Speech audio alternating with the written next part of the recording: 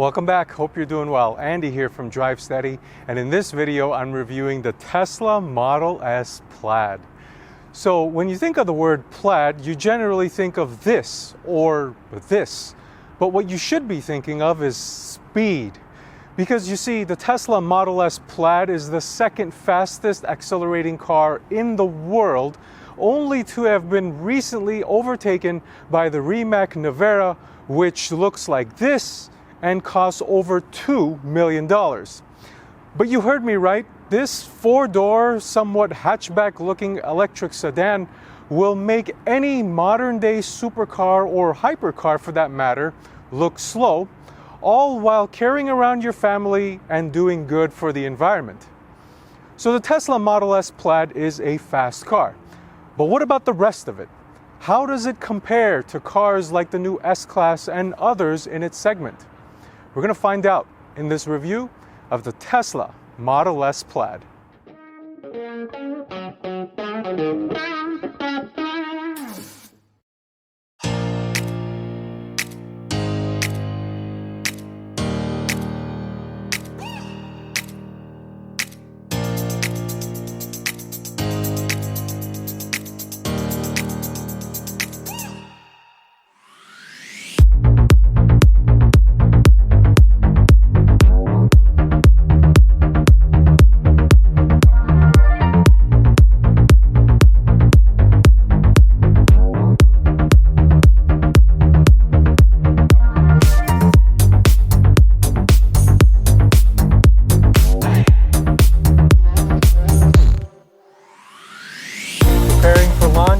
Totally freaking out, by the way. Ready for launch, let's see.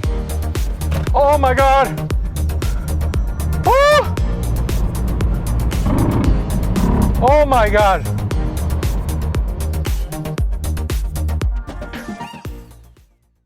Alright, so let's start the review off by talking about the Model S Plaid exterior design.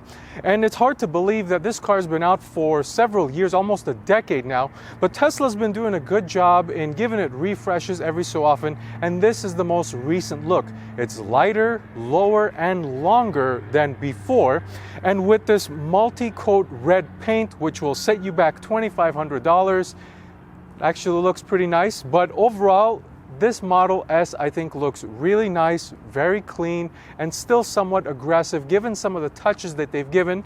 And some of those touches are less chrome, more black accents. You've got 21-inch wheels, which I'll talk about later, flared fenders in the front and in the rear to give it that aggressive nature I was just talking about. And on top of all of that, as far as the body goes, this is the most aerodynamic car in the world. It has a drag coefficient of 0.208, which is extremely impressive, all thanks to the refresh and some of the changes up front along with this revised shape hood. So contributing to that aerodynamic shape, there's a lot of interesting stuff happening up here, but one really cool design element are these headlights. These are refreshed, and you've got a running lamp that goes around the almost entirety of the light, and it's a LED looking, almost spaceship looking headlight. Very, very cool. Then you've got the much smaller grille. Remember, in prior generations of the Teslas, it was a little different look. I like this a lot. I think it's very understated, and most electric cars don't require a big grille opening, and you see that here, but there is something down here that is allowing a cool air into the front side of the car. And in addition to that, there are air curtains on each side of the bumper that are functional, allowing in air. So because this is an electric car, there is no engine up front, and therefore you gain a frunk or a front trunk. And the way you open it, there's a button on the key, you tap it twice, and it opens up. It's actually a remarkably light hood, very, very light hood. And then when you're greeted with this space, it's actually a small space, I would say maybe enough for one big duffel bag and grocery, or probably 2 or 3 grocery bags, but don't expect to put like a big piece of luggage in here. It's an overall smaller space, and your big pieces should actually go in the rear trunk. So now let's go around to the side and I'll show you what these really cool looking wheels are all about. All right, so now let's talk about the wheels, tires, brakes, suspension, on this Tesla Model S Plaid, because once you get up to these levels of performance, these things matter. So let's start off with the suspension. So this has a standard adaptive suspension and air ride control. So you have the ability to manually lift the car up and put it in its lowest setting as you please. It also has the ability to do it on its own. For example, I was driving on the highway and it detected that I was going at a certain rate and the floor conditions and the driving conditions, and it said, you know what, I'm just going to raise it up a little bit so I can give you a little bit more of a comfortable ride. And it did that flawlessly. I didn't even feel it. And of course, this has the cheetah stance, which I'll talk about during the driving portion of the review. That's used for launch control.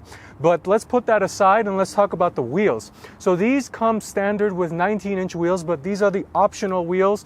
They're 21 inches on all four corners, 21 by 9.5 up front, 21 by 10.5 in the rear. So it's a really big wheel with a wide stance as well to fill these bigger fender flares.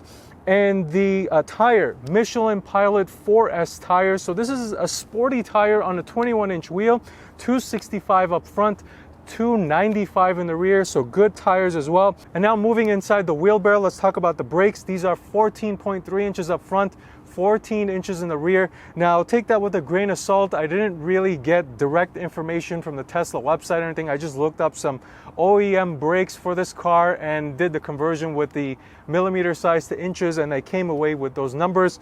But I wish it was there was a little bit more flair. Brakes and brake rotors and the brake disc itself now are a design element onto the wheel tire package. So as a matter of fact, they also even got rid of the brake caliper being able to be painted in red, and that just takes a little bit more away from the flair. It's now painted in black, which is okay. It's very understated and it's got the Tesla wording, but one idea is if you give the owners the option to paint the brake caliper in a plaid color. How cool would that be?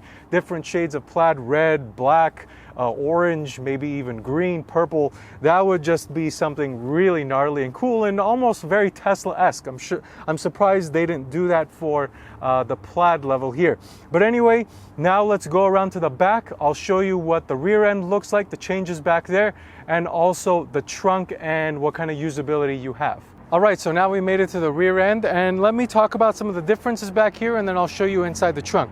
First things first, you have a carbon fiber spoiler here, which gives it a little more aggressiveness compared to the long range model. And then more black trimming here. That's the theme with the refresh. You have the black Tesla lettering here, and then this little trim piece, and down underneath you have an aggressive looking diffuser, which is also painted in black. So it's really nice there. The Tesla logo still remains in chrome to give it that contrast against the black and the red paint. So it looks really nice. So now let me show you the trunk. There are a couple of ways of opening it. There's a button on the interior, there's a button underneath the or above the license plate here, and then there's also a button on the key. So you use this and it automatically lifts open, and you're greeted with a pretty decent amount of space. I would say 2 larger pieces of luggage could fit in here, and then maybe an extra duffel bag, but in general there's an ample amount of room in here.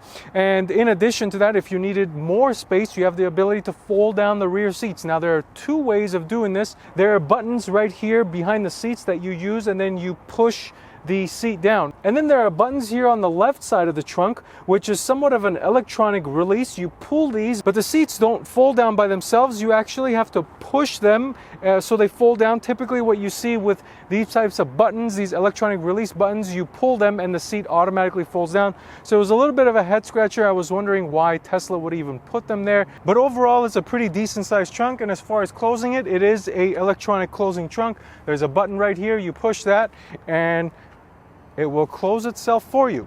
All right, so now let's talk about what makes this thing go, and there are some astonishing eye-popping numbers here. So this has a tri-motor with a 100 kilowatt per hour battery, and it produces 1,020 horsepower and 1,050 pounds-feet of torque. Yes, that's right. You've got over 1,000 pound-feet of torque and 1,000 horsepower in an electric 4-door sedan that could carry around your family. So 0 to 60, this is where it gets really crazy as far as your numbers go. 1.99 seconds, so under 2 seconds, 0 to 60 time, and a quarter mile time of 9.2 seconds. at 155 miles per hour. You've seen many of these run down the drag strip even faster than that, and consistency is the key with these electric engines. You get consistent pulls, consistent speed all the time. Now, as far as another mind-boggling stat, how about a 0 to 100 to 0 time of 8.2 seconds, which is faster than the McLaren Senna. Yes, the Senna. This car is faster than the McLaren Senna. It does weigh a pretty hefty amount, 4,700 and some odd pounds. It is four-wheel drive, which helps it attain all of those astonishing numbers. As far as charging it, you do take advantage, or you can take advantage of all of the Tesla supercharger network, and obviously plug it into any universal type outlet with an adapter and whatnot. But the charging port is conveniently disguised or hidden in the passenger side tail light. So there's a little compartment, you push that and pops open a little area, and then there's an indicator that highlights where you're supposed to plug it in. Very cool, nice and disguised. Many Tesla owners know this, but if you're new and you're kind of just like, where am I supposed to plug this thing in? It's hidden back there. So now that we've gone over the numbers, let's jump inside. Let me give you a tour in there, and then we'll take it out on the road and I'll show you what this thing feels like to drive. All right, so now let's talk about the interior of the Model S Plaid. And this is the most interesting, most unique experience that you will have in an interior, period. I will say that confidently. Whether you're driving or whether you're sitting in here, the way things are oriented and conducted are unlike any other car I've ever experienced. There are things in here where you literally have to reorient yourself, reprogram yourself on how your behaviors of driving a car are. And I'm going to demonstrate that by starting off with how you control and how you maneuver the car. And it's with this thing. This thing is called the yoke, or a yoke. It looks more like an F1 style wheel, and maybe something more fitted into a rocket ship or a spaceship. It takes getting used to. I'll talk about more of the dynamics and how it feels during the driving portion, but there is a learning curve. Something where it took me a second are the turn signals. You'll notice in most Teslas, and it's no different in here, there are no stalks, there's no controller, there's no buttons. So how do you change lanes? There's no change lane indicator. So it's on the steering wheel. It's touch capacitive. They're not even buttons. You just push them down and it turns your indicator on, you change your lane. So this is something I had to get used to. The horn, this thing in the center here is not a horn. It's a nice material, but you're never going to touch it because it's not a horn. The horn is actually another touch capacitive button here on the right hand side. So there's your horn, your windshield wipers, again, touch capacitive. Everything is touch, no buttons. So you definitely have to get used to it. I can see some people coming in here and being intimidated by this. You really have to set your expectations and be patient, because there are certain things you're just so used to that are so different and oriented so differently in here. It's just, you have to set your expectations for the driving experience. There is a learning curve in here. It's not very wide, but there is a curve that you're going to have to get used to. But now, that was the wheel. So let me talk about the seat. The seat is immensely comfortable, very, very comfortable seat, soft leather. Speaking of the leather, this has the beige interior. You can get beige, white, or black. On a minimalistic interior, the black would seem kind of dull, so I like the white and the beige. It contrasts nicely with the darker color paint, and it also looks nice with the red paint on this car. But the seat is comfortable. It's not very aggressive. It doesn't have side bolstering or anything like that. So it's a comfort-oriented seat. It feels very nice, very comfortable seat to sit in. Now, in front of me, there is a screen. So this is different than what you saw or what you see in the Model 3. There is no screen in front of you, and this is appreciated certainly by me and also by other Tesla fans and other consumers of this car, because that's just something that you're used to a gauge cluster, and this presents you with a crisp readout of your car information, your range, the temperature outside, time, speed, all that stuff. And it's very clever as well. It has the ability to show you and read what's out in front of you, like other cars. When you come to a stoplight, it shows you how many stoplights. It's so cool and so interesting how technology has basically taken over cars now.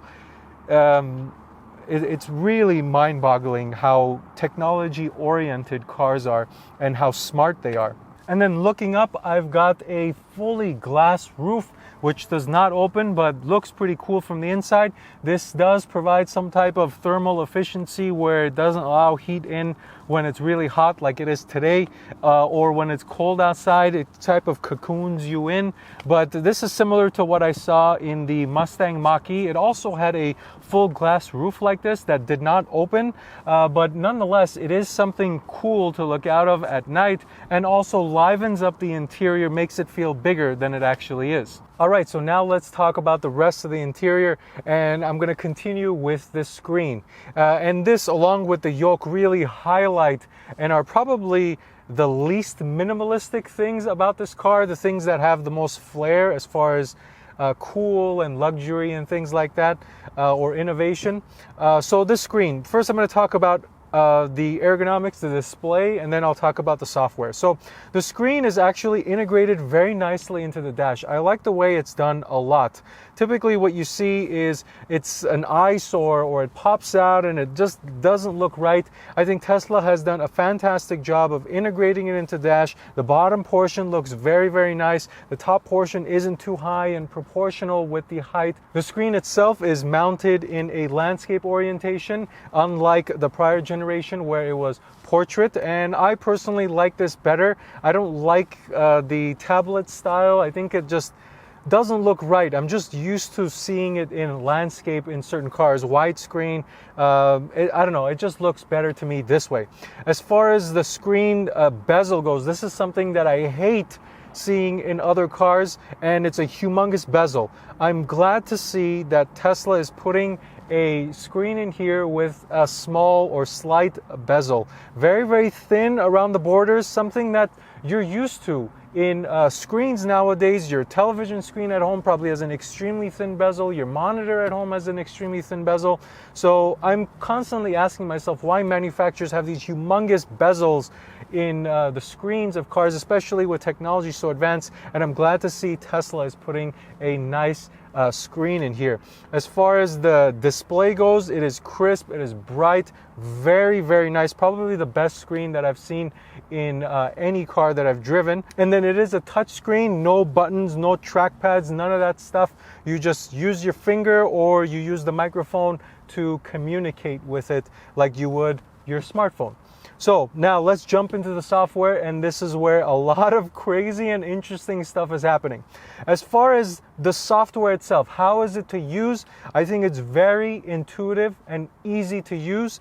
I had very little learning curve. Everything is laid out nicely. You have a humongous map out in front of you, and you have somewhat of a taskbar style layout down here that you would see in your desktop computer.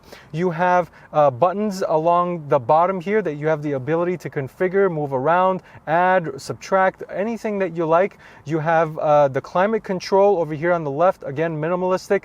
You have the ability to raise and lower the temperature, and then when you click on it, it gives you more flexibility as far as what direction you want the wind to blow, how hard you want it to blow, the fan speed, heat, cool, all of that wonderful stuff. This does have heated and cooled seats, so you have the ability to control that within the display here as well.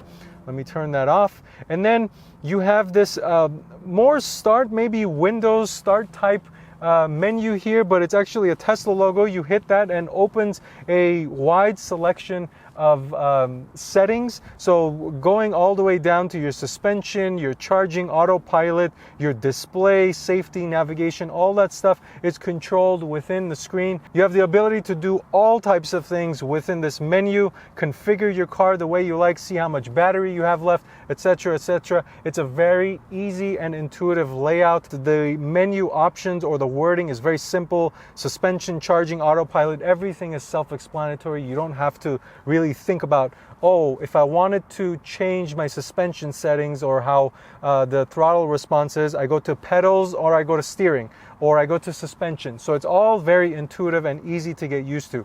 Now, the fun stuff. This is probably, you will never see this in any other car.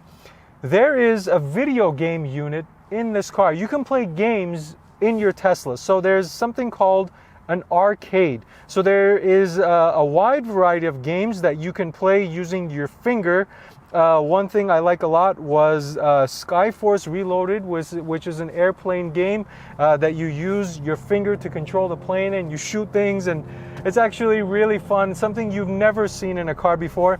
And something even more over the top is something called Beach Buggy Racing, and this allows you to play a racing game in your Tesla, and it allows you to control the car using your yoke. So you don't have to use your finger, you can, but you just sit here and you navigate your car using the yoke inside the game. People pay hundreds of thousands of dollars to play video games with racing wheels, but you get that as a part of your experience in the Tesla Model S Plaid.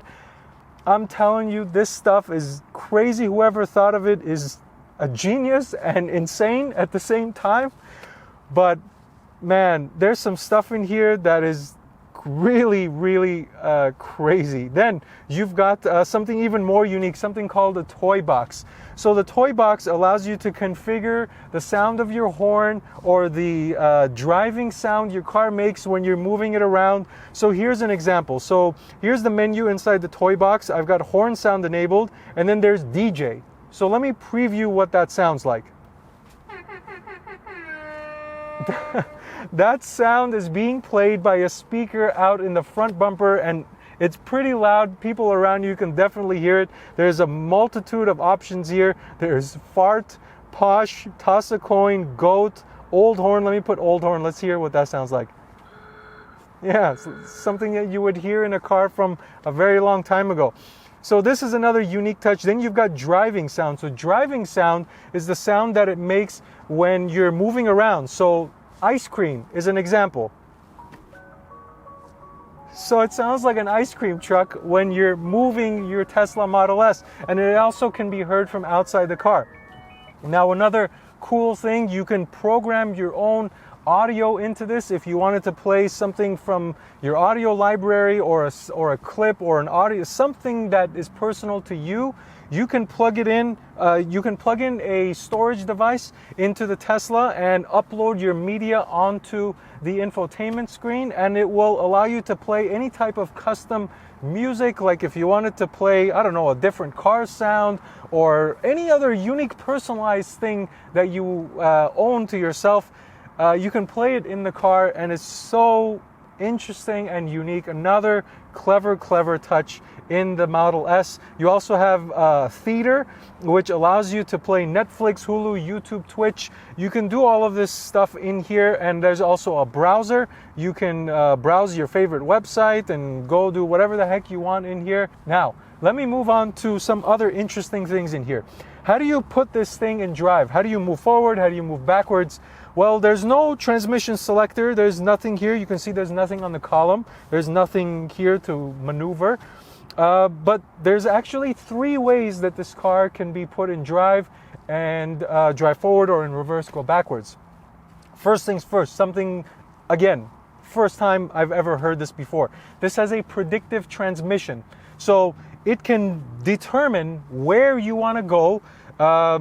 You turn the setting on, it's a setting. You can turn it off if you don't like it. But if you have it on, it will say, okay, well, based off of where I am, where I can read, I think that you want to go forward. So it puts you in drive.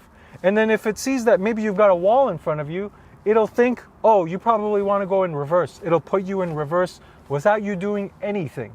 Now, as weird as that seems, and probably uncomfortable at a certain point, there are 2 more ways. The first way is once you come into the car, it kind of detects you want to get going. So there's a side menu that pops open. This side menu is somewhat intuitive, but also still demands for you to reprogram your mind. So the side menu pops up. If you want to go forward, swipe your finger up. So you want to go forward. If you want to go in reverse, you just swipe your finger down, you want to go backwards. The reason why this needed a little bit of reprogramming is because you're so used to the transmission selector. So when you pull a transmission selector down or a column stock down, that means you're going forward. But in this car, you have to swipe forward in order to go forward. So it's a little, again, reprogramming you're going to have to do when you're driving this car. Now, something a little bit more traditional, let's call it that. There are disguised touch capacitive buttons right here underneath the screen. You can see here P, R, neutral, and drive. You can use these buttons as well to go into drive, reverse, park, whatever you choose. This is something that probably more traditional type consumers of the Model S, or somebody who just can't get used to that touch screen and predictive stuff, you can use this. This is the third method. So again, really interesting stuff happening here. And finally, let's talk about the center section where there's some interesting stuff happening as well. So first things first, this is covered in a wood trim. You have the ability to get it in carbon fiber as well, but I think the wood trim is very elegant. It feels nice, so I like it. Now, the interesting part, this center section here opens. So you open it up, you have a storage compartment here and 2 cup holders. But this is where it gets more interesting. There's actually an additional level underneath this. So you have the ability to retract the cup holders and the storage space, and there's an additional deeper area here that is actually very deep. And obviously, if you don't have enough room here, you also have a deep area here in the center armrest. So plenty of storage space here. Now let me take you into the back seats and show you what it's like back there. All right, so now the back seats in the Tesla Model S, and there's some cool stuff in here as well, and there are some downsides. So first things first, the seats are comfortable, but I wouldn't say they're as comfortable or as luxury oriented as the new S-Class.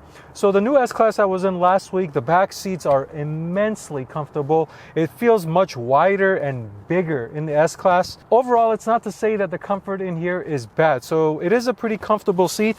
I would say you can probably fit two individuals my size in here, probably somebody smaller in the middle if you wanted to sit 3 people, but you're probably not going to be able to fit 3 individuals my size. I'm 5'10", 5'11". So the legroom is good, no issues with legroom. I cannot extend my legs and sit like a limousine style seat like I could in the S-Class. So if you're expecting that in the Model S, you're not going to get it, but you are going to get an ample amount of legroom. Now, as far as the cool stuff in here, so I do have the glass roof on top of me, which is always an added bonus for the rear seat passengers.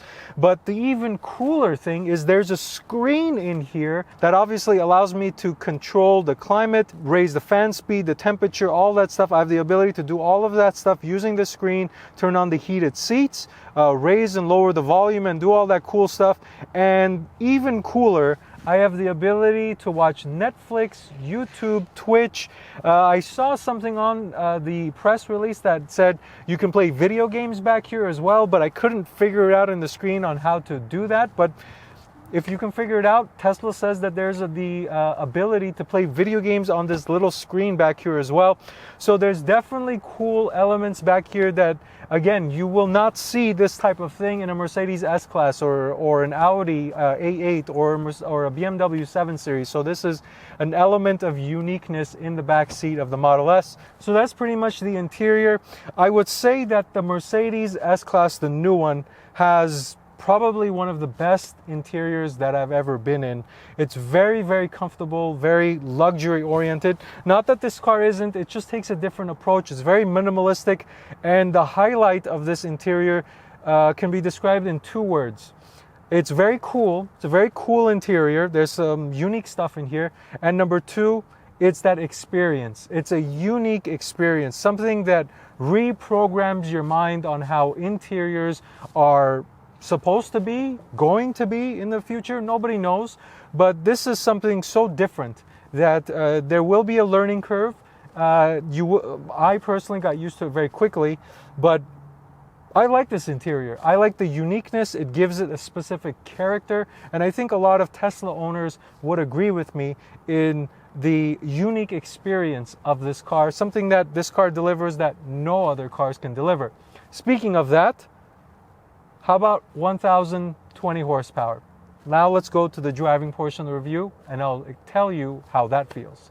All right, so now the driving portion of the review. And as always, let me show you what the key looks like.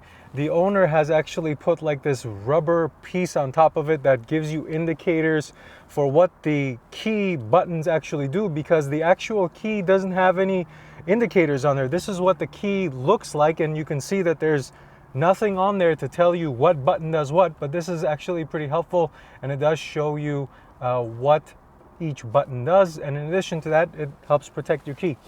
Anyways, now as far as visibility and safety go, I have no issues looking out in front of me, no issues at the side. I have all the blind spot monitoring and all the safety features that this car has. The camera equipment in this car, I've counted 8 cameras in this car. There's 3 up here, there's 2 on each one of the fenders, there's 2 on each one of the B pillars, and then there's obviously a rear view camera, which I think makes 8, if I counted that correctly. Yeah, so no issues with safety or camera technology. As far as the price goes, the Plaid is $122,000, and then this one equipped this way with this paint and the wheels and the interior is $138,000. And if you add the $10,000 autopilot feature and all that stuff, so you're almost at $150,000. I know that there's certain tax rebates and refunds and all that stuff, but that's just what the price is, and not everybody qualifies the same for those rebates and whatnot. So now, let's go ahead and go for a drive. So, seatbelt on, and let me go ahead, put my foot on the brake, and then it enables you to put it in drive. So I'm using that swipe feature. I swipe up.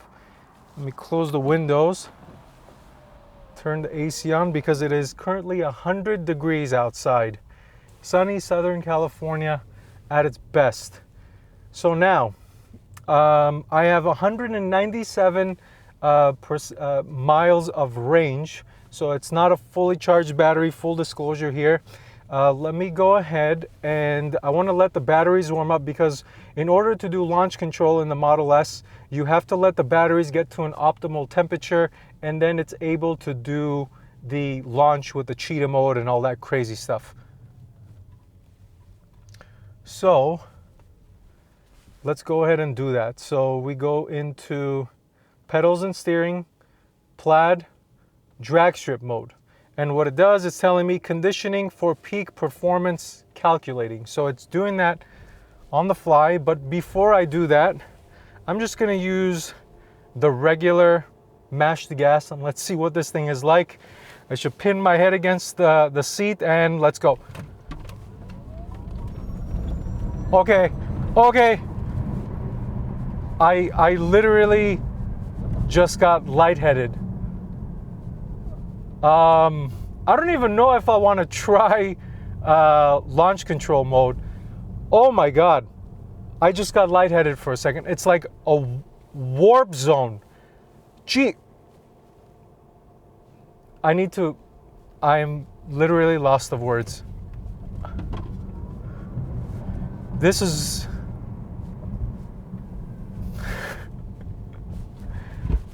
I can't think of anything else but to laugh, because this is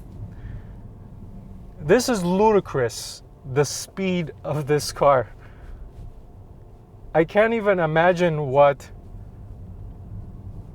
the performance mode is going to be, the launch control mode, but I want to try it. Let's see how it feels. So it says drag strip mode ready, but I'm going to drive to a little bit of a straight stretch of road because it does need to get into cheetah mode and whatnot. So let me... Woo!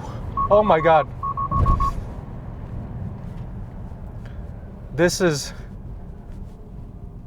Oh my goodness. This is literally insane. Let's see. Let's try it. Preparing for launch.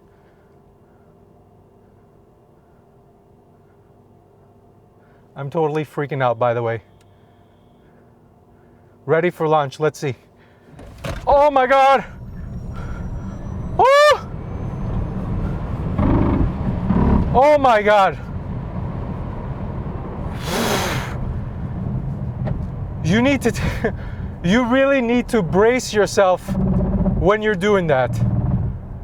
I saw a very large number on the screen. I'm literally sweating. Jesus freaking, I don't know what else to say beyond that. My heart is about to jump out of my chest. It literally feels like you're about to take off. It feels like it feels like you're about to fly off the ground. This is the craziest thing I have ever driven in my life. It's not even close how crazy this car's acceleration is. I'm gonna take it out of drag strip mode and just catch my breath for just 1 second. I'm literally perspirating. I'm sweating so bad. My heart is racing. This is insane. And okay, let me try and gather myself and give you the other parts of this car. Okay, so there are different driving modes. I'm literally shaking. There's chill, sport, and plaid. So in chill mode, this car turns into a completely different car. It's very sublime. Even when you gas it, it feels very controlled and neutral. In sport mode, it feels just a little bit more, but the plaid mode is just absolutely insane, as you just saw there. But the driving modes make a significant difference as far as the acceleration goes. Chill, sport, plaid. There's a big difference with each one of those modes. And the suspension also has comfort, sport, and advanced. So advanced gives you the ability to change your damping settings and your handling settings as you please. But I personally like comfort mode a lot. It softens up the ride, and I was just doing all those acceleration pulls in comfort mode, and it felt totally fine. So I like comfort mode a lot. Sport is actually kind of rough, and if you're looking for a luxurious ride, you need to be in comfort mode. Now, the yoke. So what's up with the yoke? I actually got used to the yoke very quickly, and to be brutally honest, when you're using the launch control mode, you need the yoke. It actually helps you feel a little bit more stable for some reason. Now that I've been driving it, it's okay. It's not as bad as some people might think it is. I got used to it. I've been driving it for about half a day, and I'm already used to it. You do have to keep both hands on the wheel. Can you do one-hand driving? Yes, you can, but it's a little funny. You got to grab it, and you do this, and then you grab it with your other hand. It needs a little reprogramming, but overall, it's good. It wouldn't deter me from buying this car. I'll put it to you that way. Now, the thing that I could never get used to in this car, or in general Tesla cars, is the brake regen. I feel it it's very aggressive. Like I'm letting go of the gas or the throttle, and you don't even need to use the brake pedal. It just slows down. Like I just let go of the gas, and before I even press the brake, it just stops. And sometimes I feel like it's too aggressive. So now I want to merge onto the highway and talk about the daily driving experience of the Model S. And I think this is where it really, really shines. So the seats are very comfortable. The ride in comfort mode is very, very good. And the steering is also good. The infotainment system is very, very good. It's intuitive, easy to use. And the gauges are also equally easy to use and easy to understand. It's just the learning curve. You got to get over some of the things I talked about, like the yoke and some of the transmission selector and things like that. But otherwise, this is a fantastic daily driver car. So one of my favorite things, my newly developed favorite things or features in cars are automatic self-driving. I experienced this for the first time in the Volvo S60 Polestar, which was a great car. And then I experienced it in the Mustang Mach-E. And then I also experienced it last week in the Mercedes S580. Now, in this car, it's actually the best of all of those three as far as the autopilot. The engagement of autopilot is extremely simple. It's literally one button click. So you click this, autopilot engaged. That's it. Click that, one button, done. The next thing I like about this autopilot is it's tuned just right. The engagement of the throttle, the brake, the steering, everything is smooth for the most part, as smooth as can be when it's controlled by a computer. Other cars is very abrupt, especially in that Volvo, because that's a very early autopilot feature. But in this, it's the turns, the gas, the throttle, everything is smooth. It's not abrupt whatsoever. So this adds on to the daily drivability persona or prowess of the Tesla Model S Plaid. This is a dual nature car.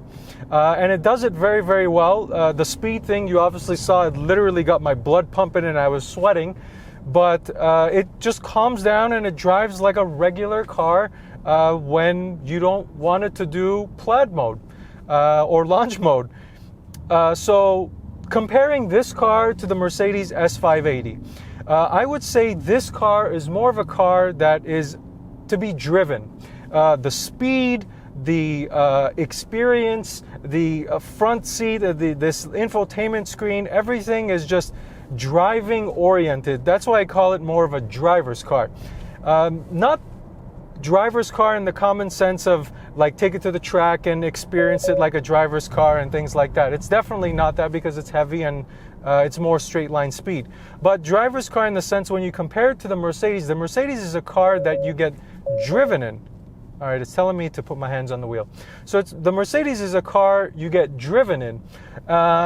And the back seat is much more comfortable than this. The luxury in that car is much grander than this. This is very minimalistic.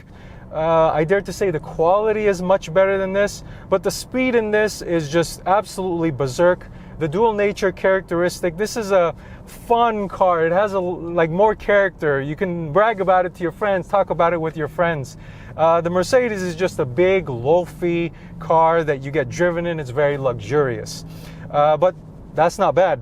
So they both serve their own purpose, I think. This one is a fast car. The Mercedes can't be that fast. And the Mercedes is a luxurious car. This cannot be as luxurious as the Mercedes. So those are pretty much my thoughts on the Tesla Model S Plaid. If you have any other questions that I did not answer, please feel free to leave me a comment down below or send me a DM on Instagram at DriveSteady. But thank you for watching this video. Until next time, drive steady.